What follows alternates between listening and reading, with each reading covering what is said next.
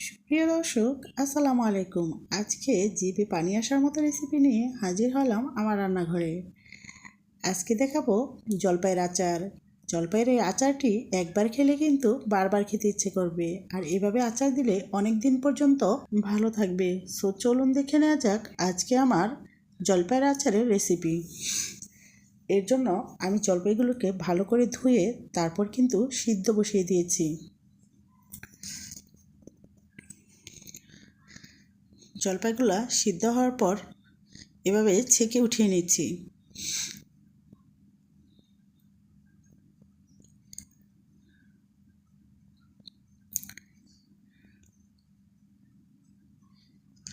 ঠান্ডা হওয়ার পর এতে দিয়ে দিচ্ছি সরিষা বাটা, দিয়ে দিচ্ছি রসুন বাটা,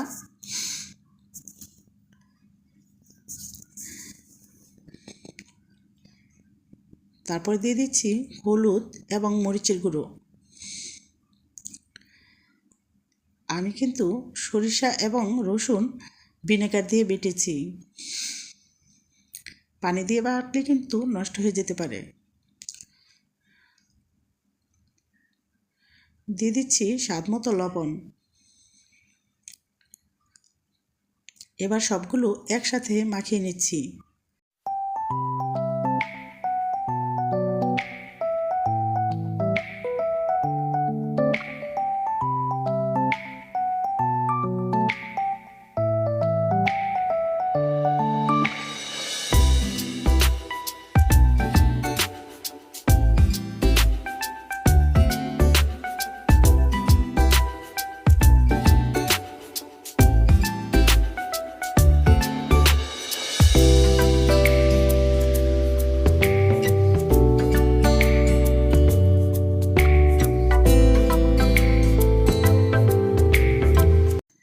এভাবে ছড়িয়ে দিয়ে তারপরে রোদে দিয়ে দিলাম অন্তত 2 ঘন্টার জন্য।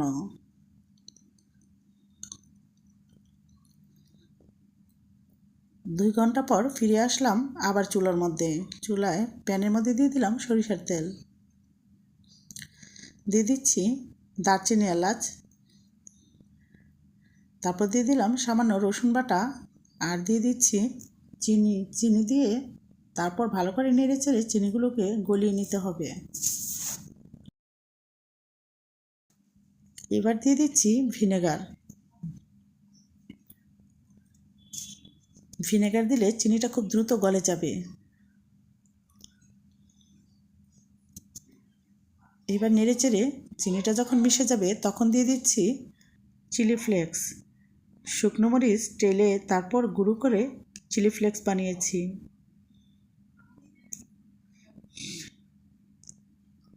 এবার দিয়ে দিচ্ছি পাঁচফোড়ন।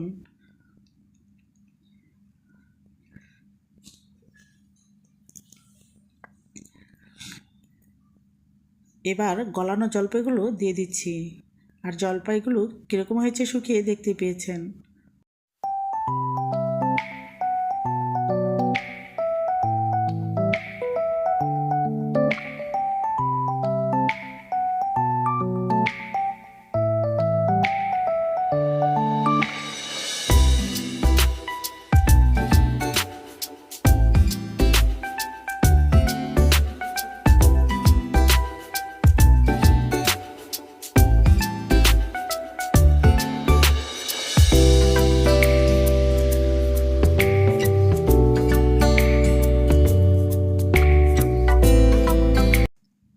এবার দিয়ে দিচ্ছি স্বাদ মতো লবণ।